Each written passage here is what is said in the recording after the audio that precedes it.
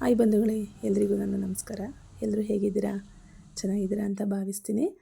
ಬನ್ನಿ, ಇವತ್ತು ನಾನು ನಿಮಗೆ ಒಂದು ಒಳ್ಳೆ ಹೆಲ್ತಿಯಾದಂತಹ ಆರೋಗ್ಯಕರವಾದಂತಹ ತರಕಾರಿ ಕಬಾಬ್ ಮಾಡೋದು ಹೇಗೆ ಅಂತ ತೋರಿಸ್ತೀನಿ. ನಾನು ಇವಾಗ ನಾಲ್ಕು ರೀತಿಯ ತರಕಾರಿಗಳನ್ನ ತೊಗೊಂಡಿದ್ದೀನಿ. ಒಂದು ಆಲೂಗೆಡ್ಡೆ, ಇದು ಸೀಮೆ ಬದನೆಕಾಯಿ ಸಿಪ್ಪೆ ತೆಗೆದಿಟ್ಕೊಂಡಿರುವಂಥದ್ದು, ಮತ್ತು ಇದು ಗೆಡ್ಡೆಕೋಸು ಮತ್ತು ಬಾಳೆಕಾಯಿ. ಎಲ್ಲನೂ ಒಂದು ಅಥವಾ ಎರಡು, ನಿಮ್ಮಲ್ಲಿ ಎಷ್ಟು ಜನ ಇರ್ತಾರೆ ಮನೆಯಲ್ಲಿ ನೋಡಿ ಆ ಒಂದು ಮೆಜರ್ಮೆಂಟಲ್ಲಿ ತರಕಾರಿನ ತೊಗೊಂಡ್ರೆ ಸಾಕಾಗುತ್ತೆ. ನಾನೆಲ್ಲನೂ ಒಂದೊಂದು ತೊಗೊಂಡಿದ್ದೀನಿ, ಅದನ್ನು ಕಟ್ ಮಾಡ್ಕೊಂಡಿದ್ದೀನಿ. ನೋಡಿ, ಈ ರೀತಿ ಸಣ್ಣದಾಗಿ ಹಚ್ಕೊಳ್ಳಿ.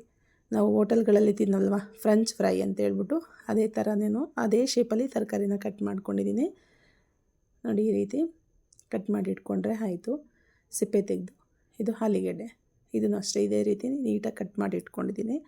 ಇದಕ್ಕೆ ಏನೆಲ್ಲ ಸಾಮಗ್ರಿಗಳನ್ನ ನಾವು ಹಾಕಬೇಕು ನೋಡೋದ ಬನ್ನಿ.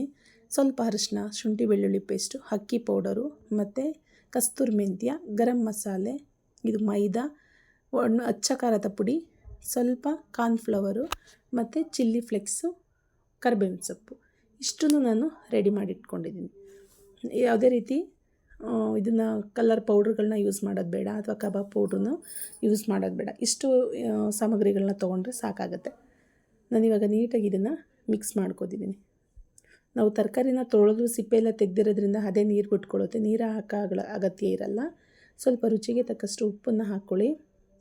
ಹಾಕ್ಕೊಂಡು ಈ ಪೌಡ್ರನ್ನೆಲ್ಲ ಫಸ್ಟು ನೀಟಾಗಿ ಮಿಕ್ಸ್ ಮಾಡ್ಕೊಳ್ಳೋದು. ನಾವು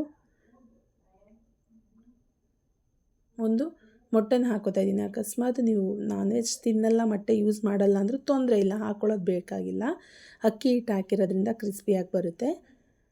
ನಾನು ಒಂದು ಮೊಟ್ಟೆನ ತೊಗೊಂಡು ಹಾಕ್ಕೊಂಡಿದ್ದೀನಿ. ಸ್ಕಿಪ್ ಮಾಡ್ಬೋದು, ಮೊಟ್ಟೆ ಆಪ್ಷನಲ್ಲು, ಸ್ಕಿಪ್ ಮಾಡ್ಕೋಬೋದು ಬೇಕಾದರೆ. ನಾನಿವಾಗ ಹಚ್ಚಿಟ್ಕೊಂಡಿರುವಂತಹ ತರಕಾರಿಗಳನ್ನ ಈ ಪೌಡರ್ ಮಿಕ್ಸಿಂಗ್ ಜೊತೆಯಲ್ಲಿ ಹಾಕಿ ಮಿಕ್ಸ್ ಮಾಡ್ತಾಯಿದ್ದೀನಿ. ಈ ಥರ ನೀಟಾಗಿ ಮಸಾಲೆ ಎಲ್ಲ ತರಕಾರಿಗೆ ಹಚ್ಕೊಳ್ಳೋ ಥರ ನಾವು ಅದನ್ನು ನೀಟಾಗಿ ಮಿಕ್ಸ್ ಮಾಡಬೇಕು. ಒಂದು 5 ನಿಮಿಷನಾದರೂ ನೀಟಾಗಿ ಮಿಕ್ಸ್ ಮಾಡಿ, ಸ್ಪೂನ್ಗಳಲ್ಲೆಲ್ಲ ಮಿಕ್ಸ್ ಮಾಡಿದ್ರೆ ಅದು ನೀಟಾಗಿ ಆಗಲ್ಲ. ಅದರಿಂದ ನಾನು ಕೈಯಲ್ಲೇ ಮಿಕ್ಸ್ ಮಾಡ್ಕೊತಾ ಇದ್ದೀನಿ. ನೋಡಿ, ಒಂದು 5 ನಿಮಿಷಗಳ ಕಾಲ ಮಸಾಲೆ ಹಿಡಿಯೋ ರೀತಿಯಲ್ಲಿ ನಾವು ಈ ರೀತಿ ಮಿಕ್ಸ್ ಮಾಡಿಕೊಂಡ್ರೆ ಅದು ಉಪ್ಪು ಹಿಡಿಯುತ್ತೆ, ಮಸಾಲೆನೂ ಹಿಡಿಯುತ್ತೆ. ನೋಡಿ, ಯಾವುದೇ ರೀತಿ ಕಲರ್ ಪೌಡ್ರ್ ಹಾಕಿಲ್ಲ, ನಾನು ಖಾರಕ್ಕೋಸ್ಕರ ಚಿಲ್ಲಿ ಫ್ಲೆಕ್ಸ್ ಹಾಕ್ಕೊಂಡಿದ್ದೀನಿ.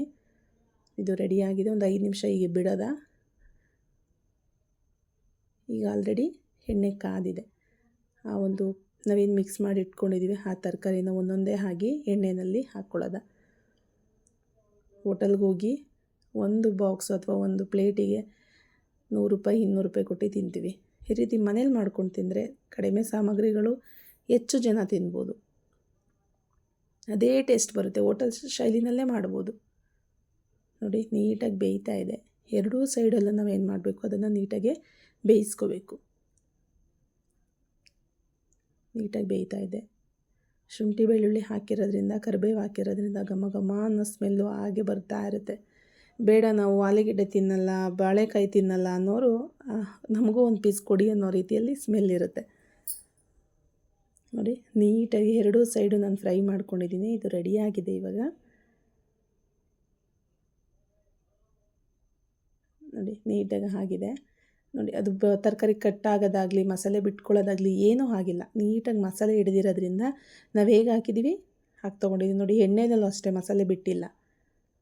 ಏಕೆಂದರೆ ನಾವು ಇದು ಬೇರೆ ಯಾವುದೇ ಕಲರ್ ಪೌಡ್ರ್ಗಳನ್ನ ಯೂಸ್ ಮಾಡಿಲ್ಲಲ್ಲ, ಕಡಿಮೆ ಸಾಮಗ್ರಿಗಳನ್ನ ಯೂಸ್ ಮಾಡಿರುವಂಥದ್ದು.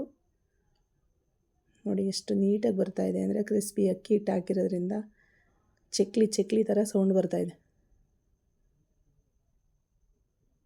ತರಕಾರಿ ತಿನ್ನಲ್ಲ ಅನ್ನೋರು ಸುಧಾ ಇದನ್ನು ತಿನ್ನೋ ರೀತಿಯಲ್ಲಿ ಟೇಸ್ಟ್ ಇರುತ್ತೆ. ಒಮ್ಮೆ ಟ್ರೈ ಮಾಡಿ ನೋಡಿ.